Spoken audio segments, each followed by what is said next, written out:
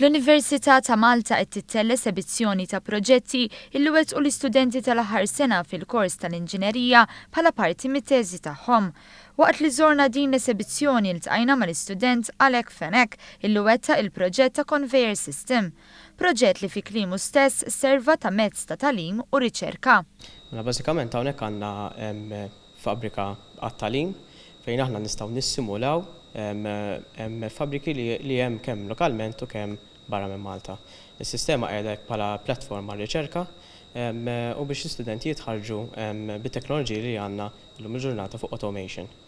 Hija conveyor system għal metiq biex aħna nmexxu il-materjal minn proċess għal ieħor u hija ddiżinjata biex tkun flessibbli biżżejjed ħalli meta tinbidel il-production tkun tista' tadatta liha s-sistema għal bżonnijiet li jkun hemm. Alek fissrilna kif il-proġett tiegħu jista' jintuża l-kull oġġett li joqgħod fuq palett u huwa maħsub biex is-sistema taħdem b'mod mekkaniku jew inkella bl-għajnuna ta' ħaddiema manwali.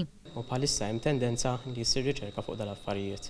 Allura aħna biex niqbgħu ma' żminijiet li hemm u mat-tendenzi li hemm aħna għedna biex naqbdu l-idea tal-flessibilità u napplikawha għal material handling. Il-proġett ta' Alek sar billi fl-ewwel semestru ħaseb fil-kunċett u mbagħad il-qudiem wettqu fil-prattika b'kollaborazzjoni ma' operatur fis-settur tal-awtomatizzazzjoni. Kull min jixtieq jara aktar kif jaħdem dan il-proġett jista' jżur l-Università ta' Malta nhar is-Sibt l-1 ta' Lulju u l-Ħadd 2 ta' Lulju bejn id-9 ta' filgħodu u s-sija ta' war nofsinhar.